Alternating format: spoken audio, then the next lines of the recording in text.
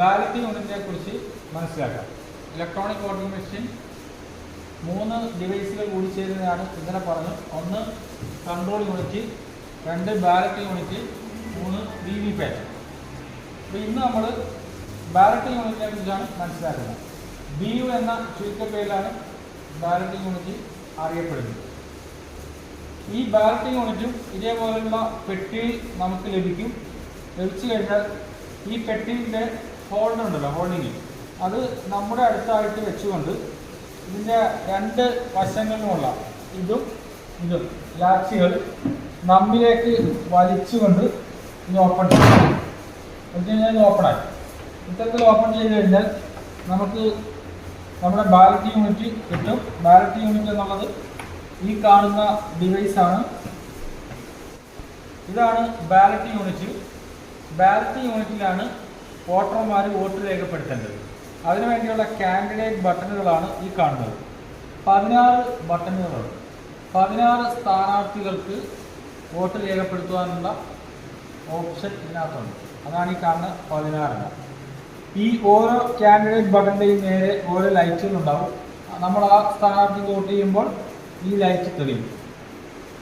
പിന്നെ ballot unit polling ഉദ്യോഗസ്ഥന്മാരുടെ കൈകളിലേക്ക് കൊടുക്കുമ്പോൾ ഈ ബാലറ്റ് യൂണിറ്റിൻ്റെ മുകളിൽ ഈ വശവും താഴെ ഈ ഭാഗവും സീൽ ചെയ്ത് ടോയ് അഡ്രസ് ടാഗ് ഉപയോഗിച്ച് സീൽ ചെയ്തിട്ടായിരിക്കാം അത് കൊടുക്കുന്നത്.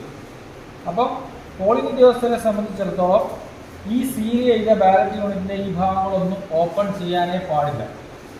അതല്ല, കമ്മീഷനിങ് എന്നുള്ള പ്രോസസ്സ് നടക്കുമ്പോൾ ഓരോ ലോക്സഭാ മണ്ഡലത്തിലും എത്ര സ്ഥാനാർത്ഥികളുണ്ടോ അത്രയും സ്ഥാനാർത്ഥികൾക്ക് അനുസൃതമായിട്ട് ബാലറ്റിംഗ് യൂണിറ്റ് സെറ്റ് ചെയ്തിട്ടാണ് സീൽ ചെയ്തിട്ട് അത് കൊടുക്കുന്നത്.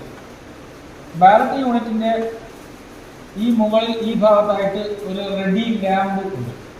അത് ബാലറ്റ് ബട്ടൺ അമർത്തി കഴിയുമ്പോഴാണ് ഈ റെഡി ലാമ്പ് തെളിയുന്നത്. ഒരാളെ വോട്ട് ചെയ്യാൻ അനുവദിച്ചുകൊണ്ട് control unit ballot button press ചെയ്യുമ്പോൾ ബിസി ലാമ്പ് കൺട്രോൾ യൂണിറ്റിലെ തെളിയും. അതോടൊപ്പം തന്നെ ബാലറ്റ് യൂണിറ്റിലെ റെഡി ലാമ്പ് തെളിയും. ഈ ബാലറ്റ് യൂണിറ്റും VVPATും വോട്ടർമാർക്ക് വോട്ട് ചെയ്യുന്നതിന് വേണ്ടി ഒരു വോട്ടർ കമ്പാർട്ട്മെന്റ് എന്ന് പറയുന്ന കമ്പാർട്ട്മെന്റ് ഉണ്ട്. മറ്റാർക്കും കാണാതെ വോട്ടറിന് മാത്രം വോട്ട് ചെയ്യുക, അദ്ദേഹം മാത്രം ആർക്കാണ് വോട്ട് ചെയ്യുന്നതെന്ന് കാണും. വേറെ ആരും കാണാത്ത രീതിയിൽ മറച്ചു വെച്ചിരിക്കുന്ന ഒരു കമ്പാർട്ട്മെന്റ് ഉണ്ടാകും.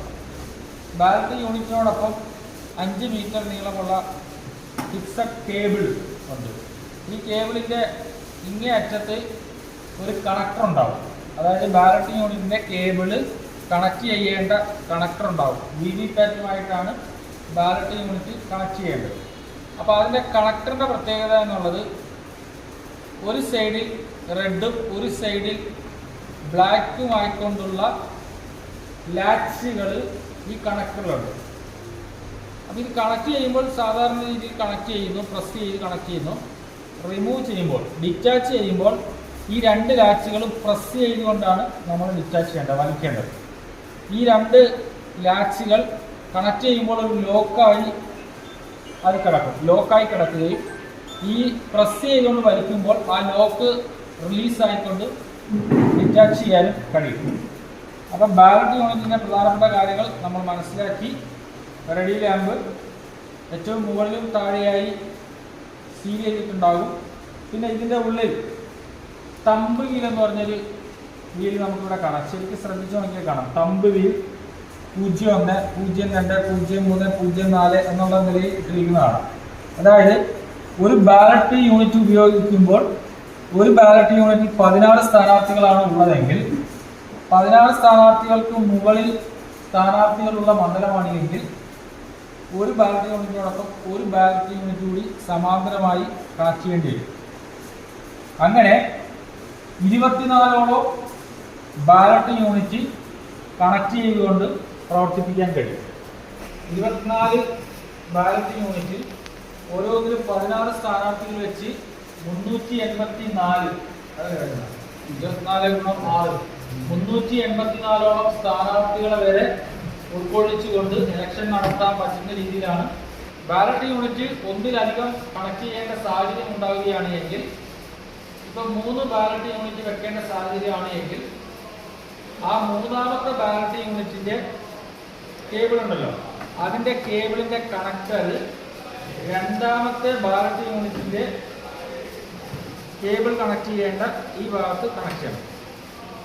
അപ്പൊ 3 ബാലറ്റ് യൂണിറ്റ് ഉണ്ടെങ്കിൽ മൂന്നാമത്തെ ബാലറ്റ് യൂണിറ്റിന്റെ കേബിള് രണ്ടാമത്തെ ബാലറ്റ് യൂണിറ്റിന്റെ ബാക്ക് സൈഡിലുള്ള ഈ കണക്ടറിൽ കണക്ട് ചെയ്യണം. രണ്ടാമത്തെ ബാലറ്റ് യൂണിറ്റിന്റെ കേബിള് ഒന്നാമത്തെ ബാലറ്റ് യൂണിറ്റിന്റെ ബാക്ക് സൈഡിലുള്ള ഈ കണക്ടറുമായി കണക്ട് ചെയ്യണം. പിന്നെ ആ ഒന്നാമത്തെ ബാലറ്റ് യൂണിറ്റിന്റെ കേബിള് VV പാറ്റുമായിട്ടാണ് കണക്ട് ചെയ്യേണ്ടത്, VV പാറ്റിന്റെ ബാക്ക് സൈഡ്. അപ്പോൾ എന്തെങ്കിലും സംശയം ഉണ്ടോ ഈ ബാലറ്റ് യൂണിറ്റിനെ കുറിച്ച് അറിയാൻ? ബാലറ്റ് യൂണിറ്റിനെ കുറിച്ച് ഏകദേശം മനസ്സിലായിരുന്നു. അതായത് ഇത് മൂന്നാമത്തെ ബാലറ്റ് യൂണിറ്റ് ആണെന്ന് വെച്ചോ, ഈ ബാലറ്റ് യൂണിറ്റിന്റെ ഈ കേബിൾ ഉണ്ടല്ലോ, ഈ കേബിൾ എടുത്തിട്ട് രണ്ടാമത്തെ ബാലറ്റ് യൂണിറ്റിന്റെ ബാക്ക് സൈഡിൽ കണക്ട് ചെയ്യും. കണക്ട് ചെയ്യുന്നത് എങ്ങനെയാണ് അത് കാണിച്ചു തരാം, അത് ഇൻസേർട്ട് ചെയ്യുന്നത് കാണിച്ചു തരാം. ഇവിടെ 2 ബാലറ്റ് യൂണിറ്റ് ഇല്ല എങ്കിൽ തന്നെ ഏകദേശം നമുക്ക് ഇതെന്ന് വെച്ച് കാണിക്കാം. ഇത് മൂന്നാമത്തെ ബാലറ്റ് യൂണിറ്റിന്റെ കേബിൾ കണക്ട് ആണെന്ന് വെച്ചോ, ഇത് രണ്ടാമത്തെ ബാലറ്റ് യൂണിറ്റ് ആണെന്ന് വിചാരിക്കുക. അപ്പൊ ഈ മൂന്നാമത്തെ ബാലറ്റ് യൂണിറ്റിന്റെ കേബിൾ കണക്ടർ രണ്ടാമത്തെ ബാലറ്റ് യൂണിറ്റിന്റെ താഴ്ഭാഗത്തുള്ള ഈ കണക്ടറിൽ റെഡിനോടും ബ്ലാക്കിനോടും ചേരുന്ന രീതിയിൽ കണക്ട് ചെയ്യാവുന്നതാണ്. ഇനി ഈ വയർ അങ്ങോട്ടും ഇങ്ങോട്ടും ഓടിപ്പോയിരിക്കാനൊക്കെ ഉള്ള സംവിധാനം ഇത്തരത്തിൽ വയർ ഫിക്സ് ചെയ്ത് വെക്കുക, അമർത്തി വെക്കുക. അപ്പോൾ മൂന്നാമത്തെ ബാലറ്റ് യൂണിറ്റ് രണ്ടാമത്തെ ബാലറ്റ് യൂണിറ്റ് കണക്ട് ചെയ്തത് നമ്മൾ മനസ്സിലാക്കി. അപ്പോൾ ഇത്തരത്തിൽ രണ്ടാമത് ഒന്നിലേക്കും ഒന്നാമത്തെ ബാലറ്റ് യൂണിറ്റിന്റെ കേബിൾ കണക്ടർ